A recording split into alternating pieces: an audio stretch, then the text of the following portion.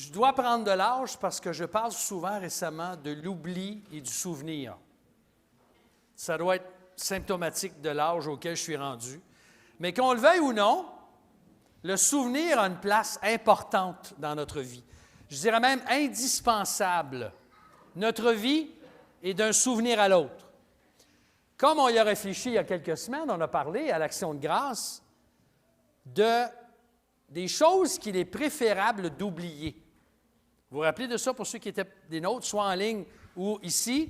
On a parlé de choses qui sont bonnes à oublier et que notre cerveau a été fait par notre Créateur avec la capacité et la responsabilité d'oublier des choses qui sont moins importantes.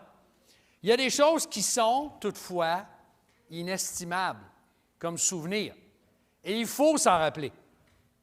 Par exemple, comme chaque année, notre pays, et même dans le monde entier, beaucoup de pays occidentaux, mettent à part le 11 novembre comme le jour du quoi? Du souvenir. Et justement, on va prendre un instant ce matin. Vous avez ici encore, c'est notre sœur Sandy qui l'avait fait il y a quelques années, le poème, je pense qu'il est en anglais seulement, je crois, ou en tout cas, il y a une phrase du poème, Flanders Field, le chant de Coquelicot, qui est en mémoire justement de ces événements-là, de la fin de la Première Guerre mondiale. Le 11 novembre a été le jour de l'armistice. C'est le jour où on a signé la fin de la guerre. L'armistice a été signé ce jour-là. Et c'est l'occasion que notre pays prend, que les gens prennent, et les fonctionnaires fédéraux, vous êtes gâtés, vous avez même une journée fériée pour ça. Pour vous aider à avoir 24 heures pour vous rappeler ceux et celles qui ont donné leur vie et qui sont encore en train de défendre notre pays. Alors, si vous voulez, avant de continuer dans la parole de Dieu, on va prendre un moment de silence pour se rappeler tous ceux et celles, pas prier pour eux. On ne prie pas pour les défunts. Ils sont avec Dieu ou ils sont sans Dieu. Ça, c'est le Seigneur qui s'en occupe. S'ils connaissaient le Seigneur, ils sont avec lui. S'ils ne le connaissent pas, bien, s'ils ne le connaissaient pas, ils sont en attente, dans la salle d'attente que j'appelle dans le séjour des morts. Mais ce n'est pas à ça qu'on veut faire référence. On veut se rappeler de tous ceux et celles qui ont payé très cher de leur vie. Et moi, je ne peux pas faire autrement, personnellement, que de me rappeler de mon propre père, qui était ancien combattant, qui a été en Belgique et en Grande-Bretagne, c'est ça, je cherchais le terme, en Angleterre, pour combattre, pour travailler dans les postes. Et on sait combien de vies ont été touchées. Il reste de moins en moins de vétérans de la Deuxième Guerre mondiale, mais il y a des gens en ce moment qui travaillent partout dans le monde pour défendre notre pays, qui servent notre pays. Les militaires, même si les militaires ne font pas toujours la nouvelle pour les bonnes raisons, il y a quand même des gens qui travaillent très fort, qui veulent s'occuper de la sécurité de notre pays, qui veulent défendre notre pays et qui combattent même à l'extérieur. Alors, on va prendre un instant de silence et je vais vous conduire dans un mot de prière, après quoi on va continuer dans la parole de Dieu. Prenons un moment pour honorer ces personnes et leurs familles.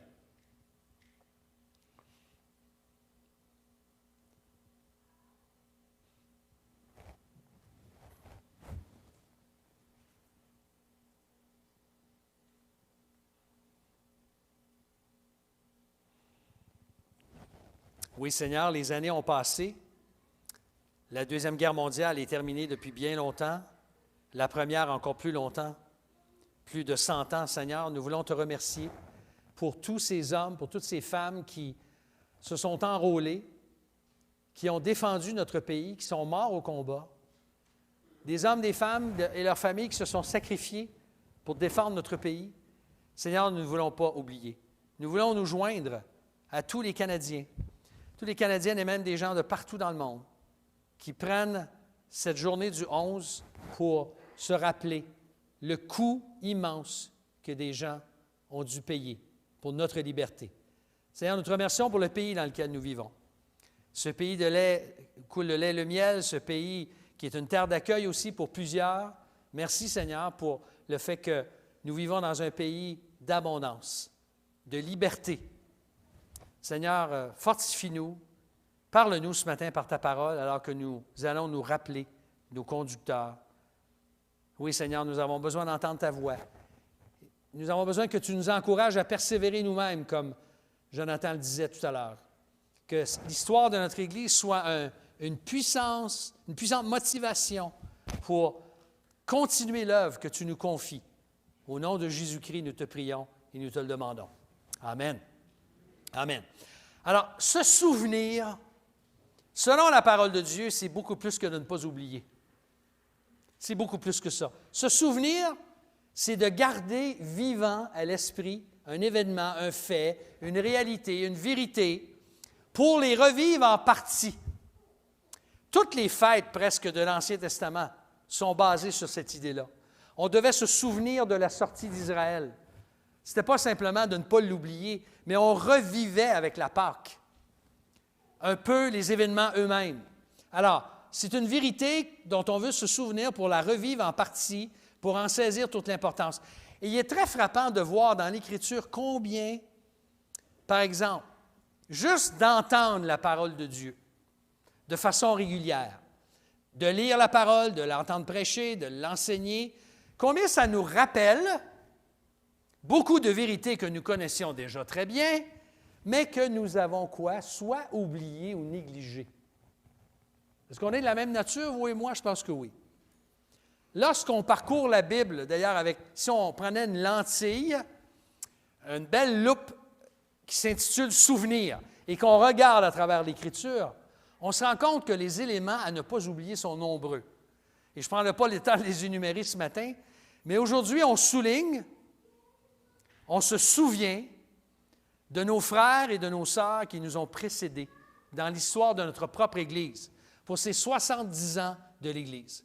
Moi, j'ai eu le privilège de connaître M. Wellington qui a fondé l'Église. J'ai eu le privilège d'être influencé par Jacques Alexanian, par Tom Carson, par Miss Humble. J'étais là en 1976, j'étais tout jeune. Je n'étais pas mûr encore. À 21 ans, je suis devenu serviteur en formation et je suis devenu pasteur à 26 ans. Je ne suis pas sûr que je recommencerai la même chose aujourd'hui, mais c'est une autre époque. Mais on a le privilège aujourd'hui de ne pas oublier ceux qui nous ont précédés, et particulièrement ceux qui se sont sacrifiés pour l'œuvre de notre Église depuis 1950-51. Hein? Ceux qui se sont sacrifiés pour l'avancement de l'Évangile dans notre région. Au dernier chapitre de la lettre, au chapitre 13 de l'Épître aux Hébreux, on l'a vu récemment que nous sommes appelés à nous souvenir des prisonniers, de ceux qui sont persécutés pour l'Évangile dans le monde. Et au verset 7, l'auteur nous invite à nous souvenir en particulier de quelqu'un d'autre, de nos conducteurs. C'est ce qu'il dit.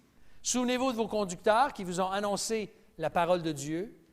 Considérez l'issue de leur vie et imitez leur foi.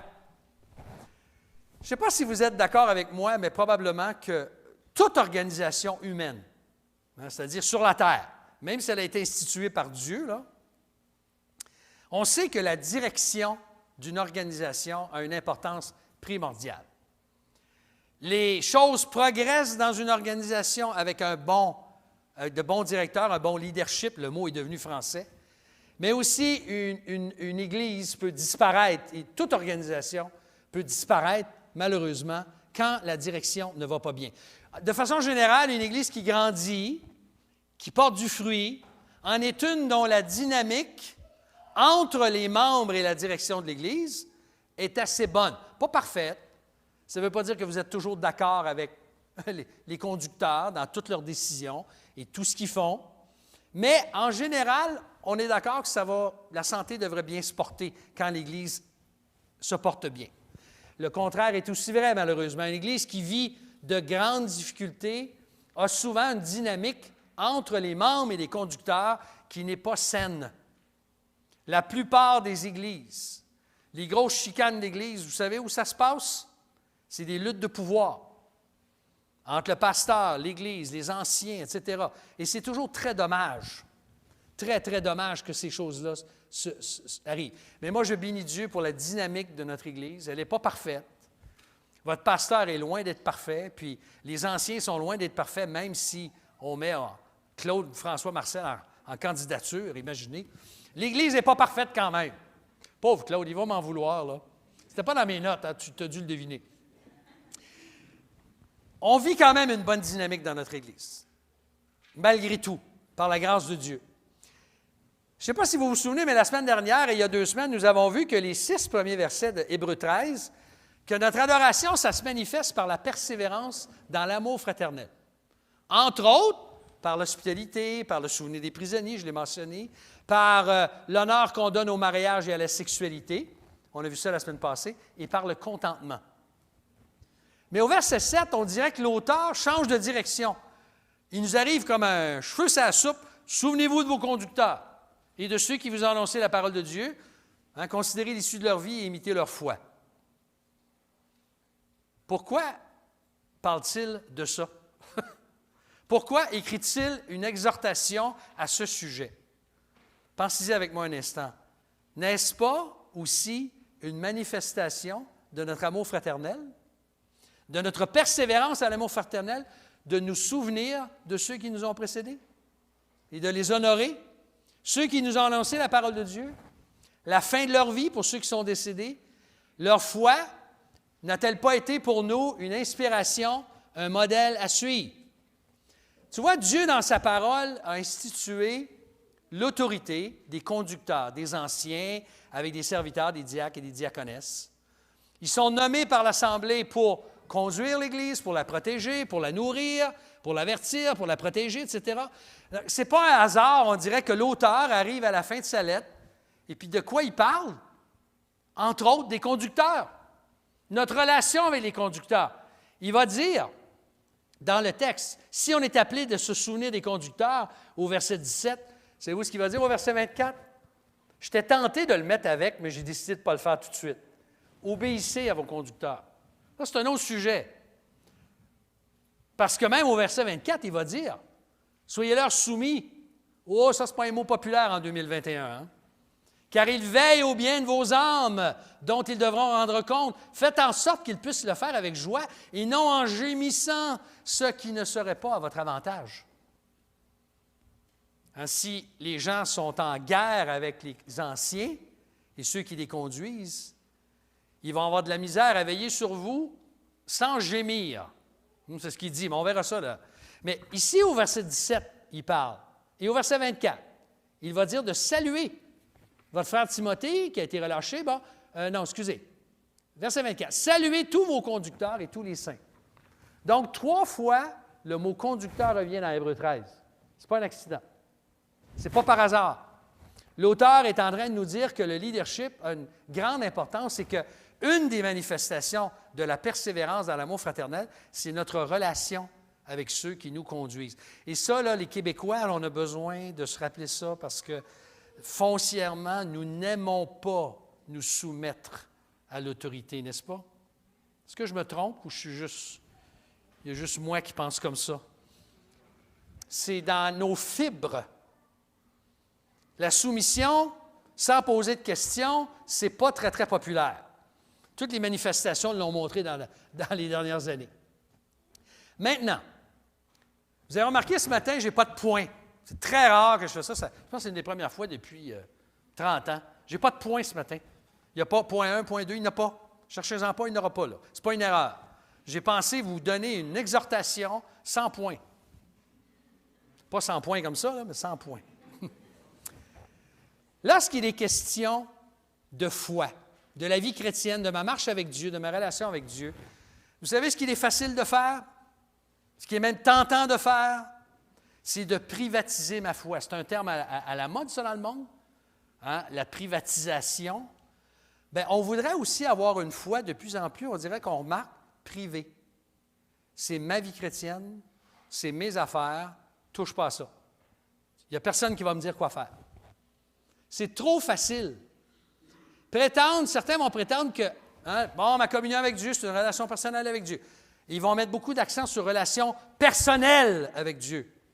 Ils vont insister sur le personnel. Et que les autres ne sont pas vraiment concernés. La pandémie, chers amis, a fait exploser cette idée-là, qui était déjà présente avant. Mais certains prétendent qu'on peut vivre sa vie chrétienne sans l'Église. Et puis en plus, on peut maintenant toute la vivre en ligne, seulement. On n'a plus besoin de se présenter. Maintenant, ce que je vais dire ici, là, ça s'adresse non pas à ceux qui sont en ligne et puis qui ne peuvent pas être avec nous. Je vais parler à ceux qui sont en ligne ce matin ou en différé, et puis vous pourriez être avec nous. Mais vous êtes beaucoup plus tentés de rester chez vous avec votre café, votre pyjama, votre linge mou, votre sofa, et puis vous n'avez pas à vous présenter ici. Beaucoup moins de temps, ça prend beaucoup moins de temps, beaucoup moins de troubles. Si vous avez cette attitude-là, puis ça vous concerne, vous faites erreur, je veux vous le dire. Parce que se rassembler dans l'Écriture, c'est nécessaire. La parole, on l'a vu dans Hébreux chapitre 10, n'abandonnez pas votre assemblée, c'est-à-dire le rassemblement de vous-même. On a besoin, pour célébrer Dieu de façon équilibrée, pour entendre les chants, on a besoin aussi d'être, à moins d'avoir des raisons majeures physiques, de mobilité, de santé qui nous empêchent d'être ici, de venir. Et puis là, bien, j'entends, moi, de plus en plus des excuses.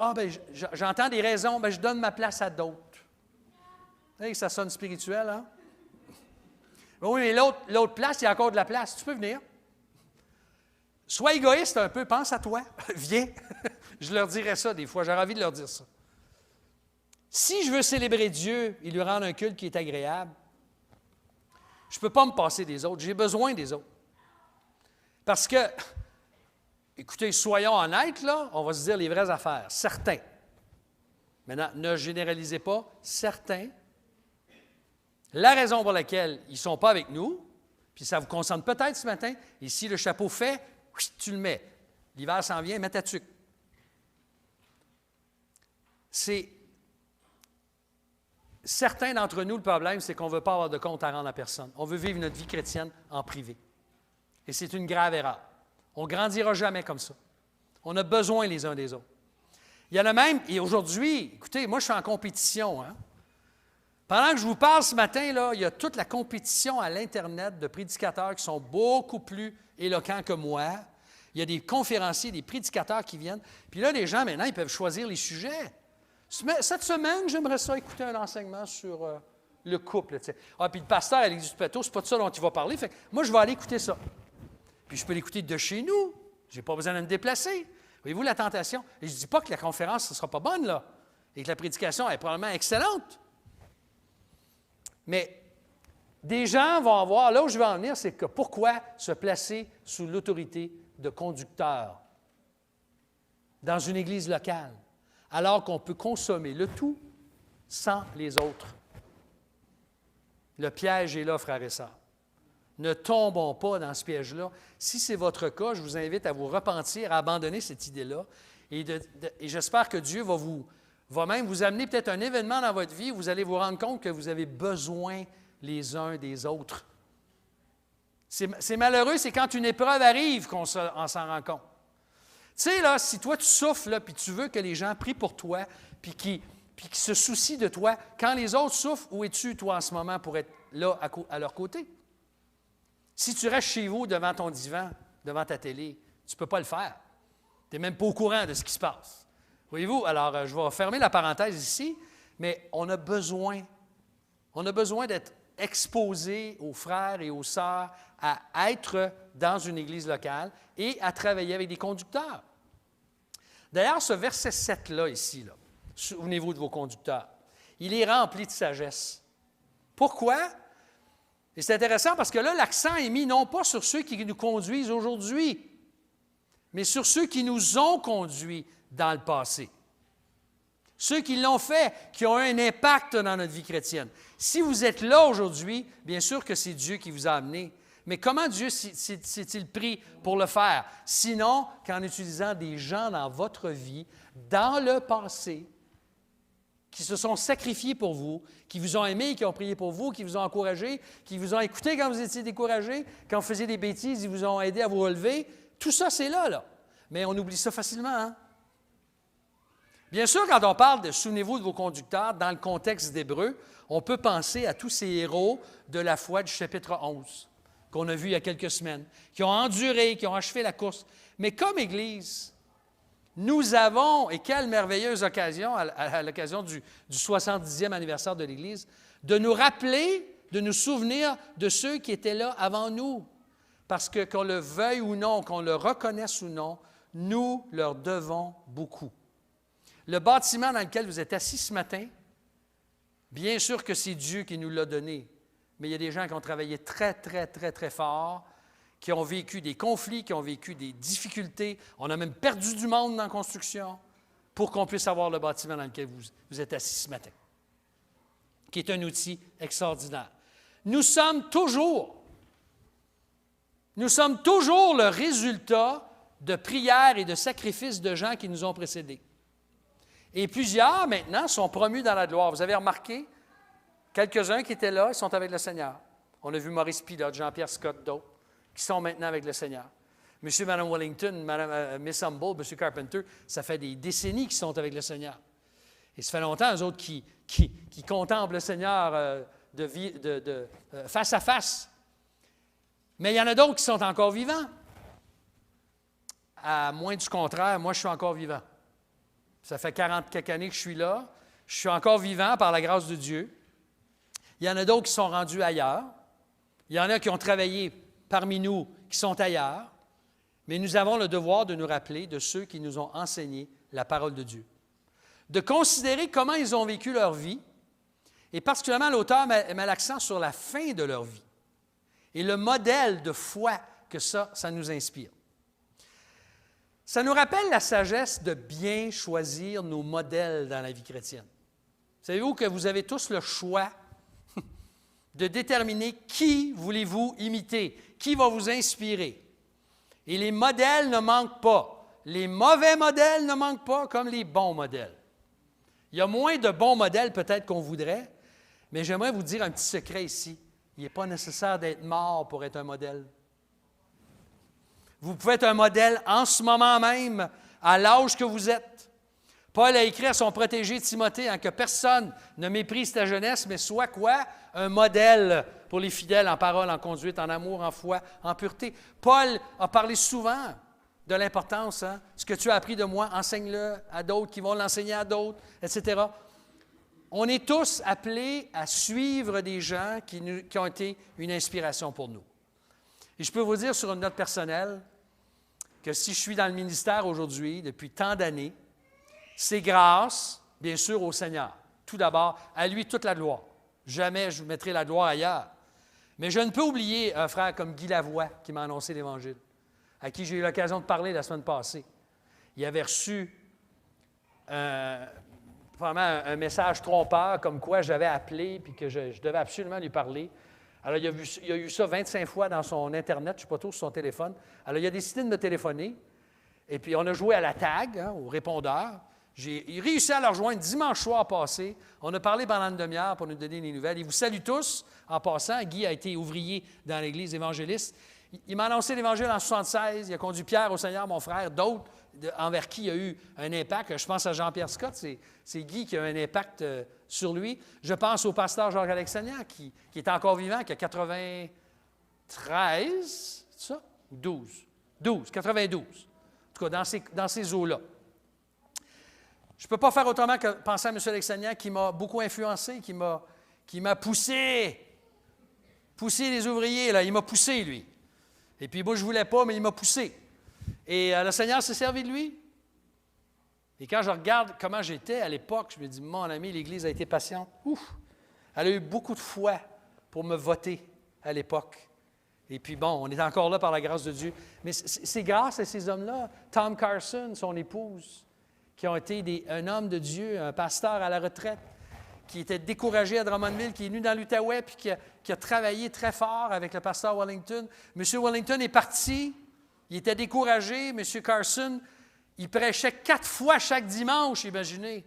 En français et en anglais le matin, en français et en anglais le soir. Un petit groupe, quelques francophones, quelques anglophones. Il avait à cœur, il a été fidèle. Je pense à M. Wellington qui a fondé l'Église, qui s'est fait lancer des pots d'urine au visage. Maudit Baptiste, va-t'en! Il frappait aux portes, il a fait toute Wrightsville au complet. Il a fait toute la ville presque, frapper aux portes pour annoncer l'Évangile. Comment ne pas honorer des hommes comme ça?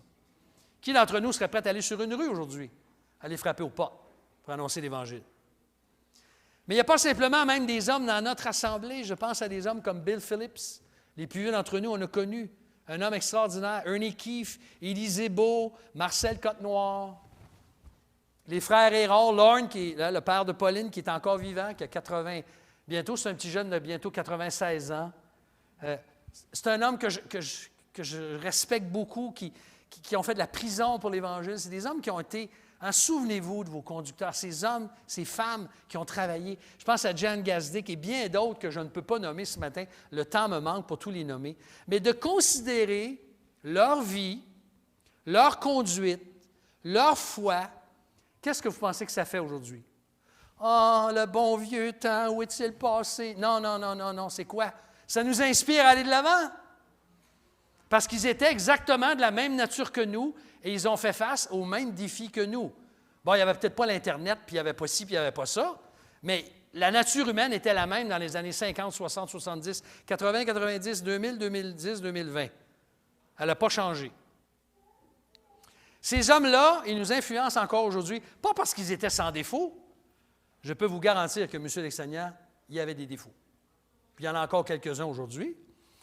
Et puis, je ne sais pas s'il me chicanerait à m'entendre dire ça, mais on n'est pas inspiré des hommes parce qu'ils sont sans défaut.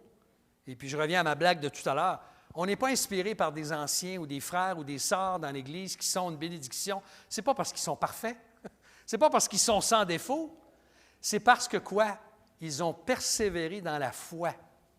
C'est là qui est l'inspiration première. Et tous ces hommes, ces femmes qui sont maintenant avec le Seigneur, je regarde leur vieillesse. Je regarde l'issue de leur vie. La manière qu'ils ont vécu dans la souffrance, dans la solitude. Ceux qui étaient encore vivants au moment de la pandémie, le confinement extrêmement difficile qu'ils ont vécu. Et même certains, comment ils sont morts dans la foi. Moi, ça me parle. Ça me parle. Et ça me dit, arrête de te plaindre quand tu as le goût de te plaindre, persévère. Ces hommes, ces femmes-là ont persévéré jusqu'à la fin. Donc, le temps passé, ce n'est pas l'idée de tomber dans la nostalgie. On rend grâce à Dieu pour sa fidélité, pour ces hommes et ces femmes qui ont été une inspiration pour nous. Mais on ne veut pas tomber dans la nostalgie, dans la complaisance du passé. On vit dans un monde, je ne vous apprends rien, qui ne cesse de changer.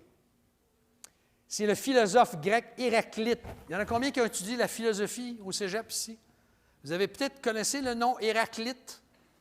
Non, ce n'est pas une pierre, là. On ne ramasse pas ça dans une mine, des Héraclites. C'est un philosophe grec. Savez-vous ce qu'il a écrit? Au 6e siècle avant Jésus-Christ, rien n'est permanent sauf le changement.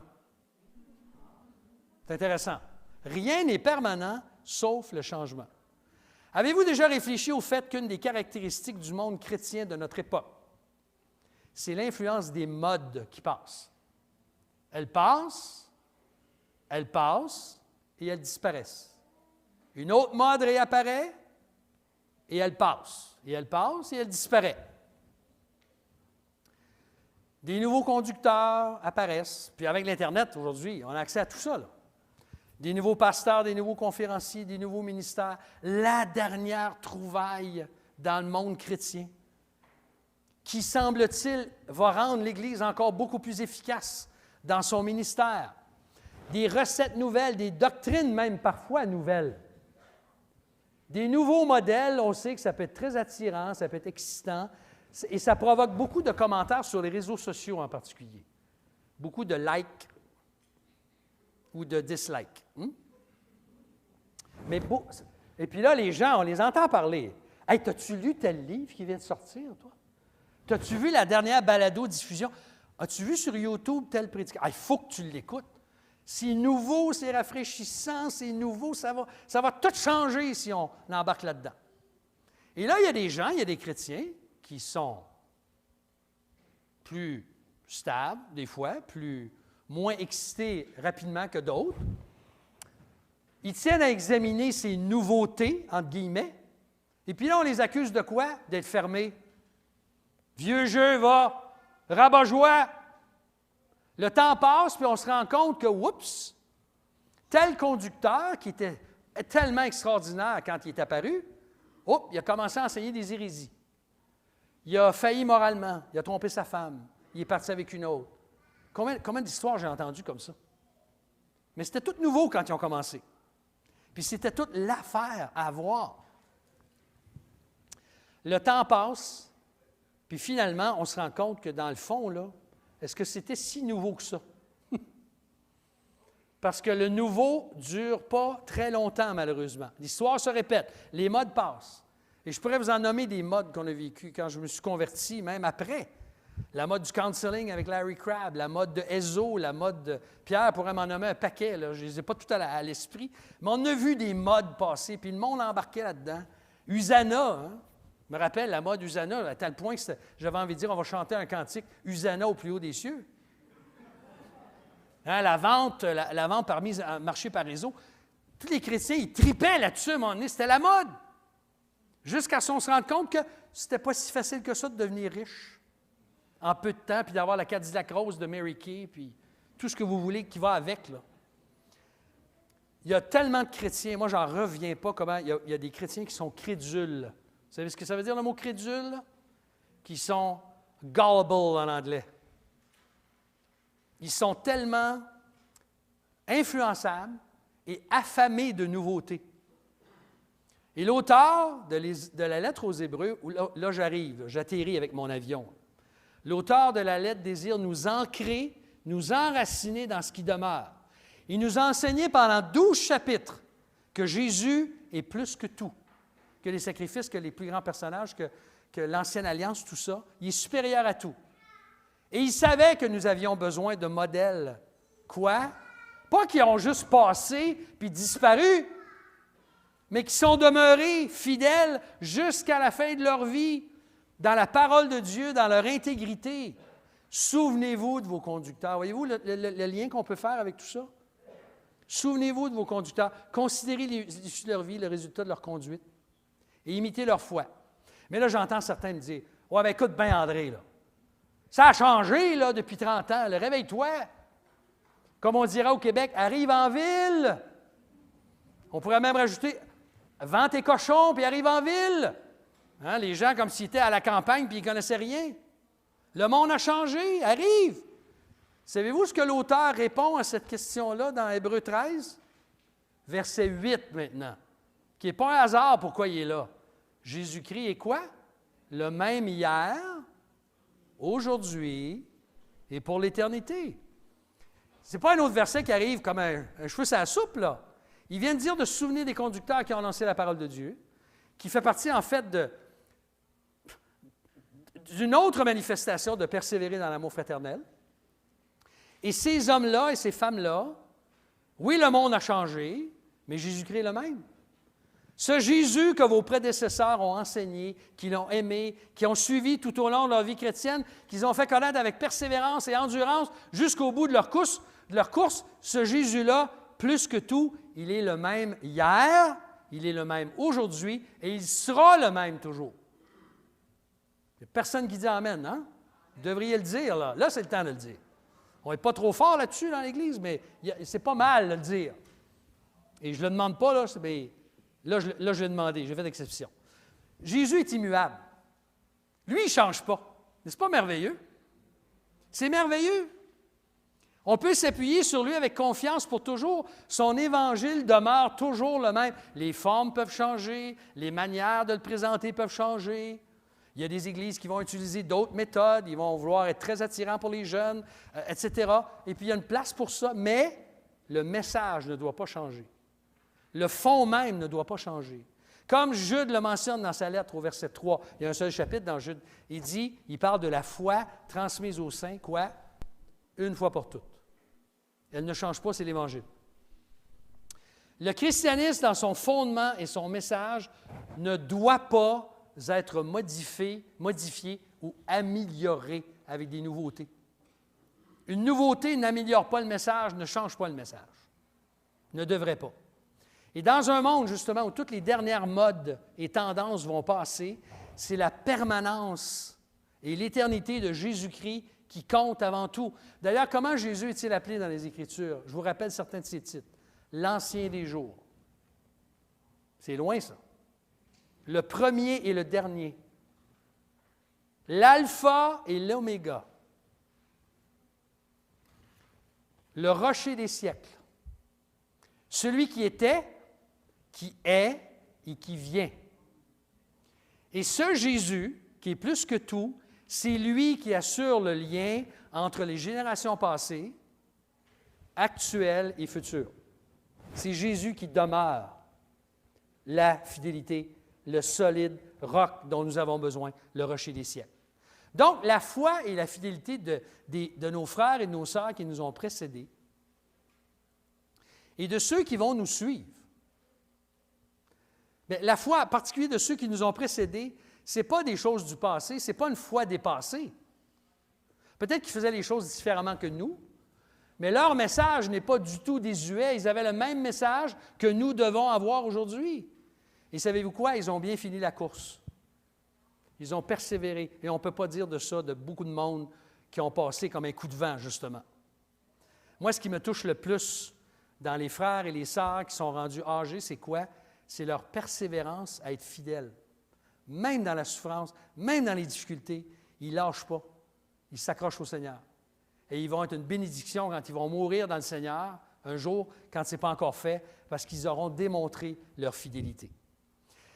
Vous savez, quand on passe au passé, justement, on peut être dans la nostalgie, je disais ça tantôt, et je termine avec ça. Le Seigneur a repris auprès de lui nos bien-aimés conducteurs du passé, des frères, des sœurs, des prédécesseurs, qui nous ont fait beaucoup de bien, et avouons-le, ils nous manquent, n'est-ce pas? Moi, je m'ennuie de Maurice Pilote. Il n'était pas pasteur, Maurice, mais je m'ennuie de Maurice. Je m'ennuie de Jean-Pierre Scott. Je m'ennuie de Jean Latulippe. Certains qu'on a vus, là, puis tous les autres que le Seigneur est venu chercher. Et tous ces gens-là, je me rappelle une chose. Bien qu'il soit mort et qu'il soit avec le Seigneur, lui, Jésus, il est toujours vivant. Lui, est toujours vivant.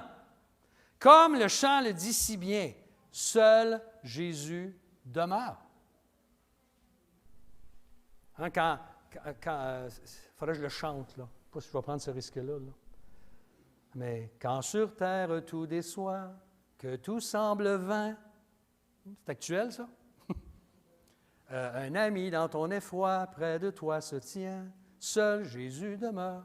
Il est le même hier, aujourd'hui et pour l'éternité. Seul Jésus demeure. Ciel et terre pourraient passer, toujours Jésus demeure. J'ai-tu les bonnes paroles, là, Pauline? C'est bon? À peu près, hein? Il est peut-être muffin titre, là.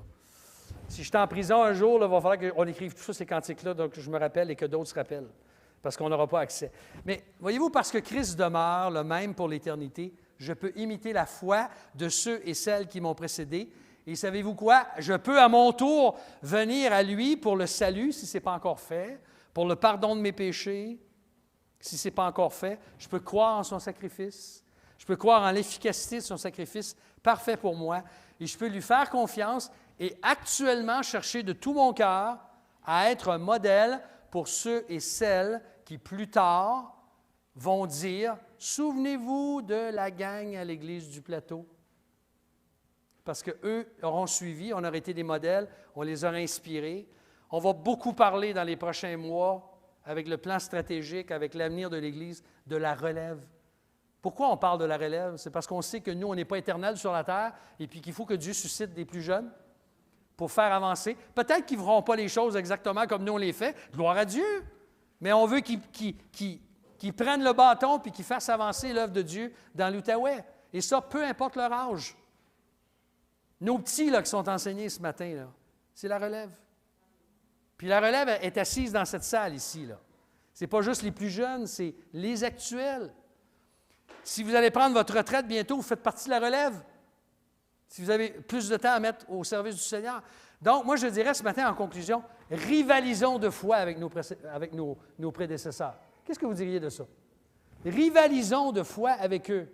La meilleure façon de nous souvenir et d'honorer ceux qui nous ont touchés dans le passé, c'est de poursuivre à notre tour la course. De poursuivre jusqu'à la ligne d'arrivée pour laisser un bel héritage aux autres qui prendront la relève.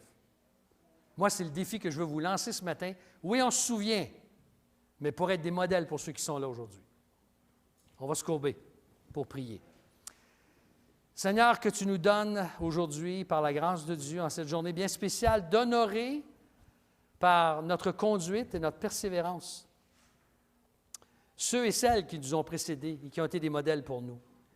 Et qu'à notre tour, Seigneur, tu fasses de nous des modèles pour ceux qui sont autour de nous, vivants en ce moment, et d'autres qui viendront, que tu ajouteras à ta bergerie.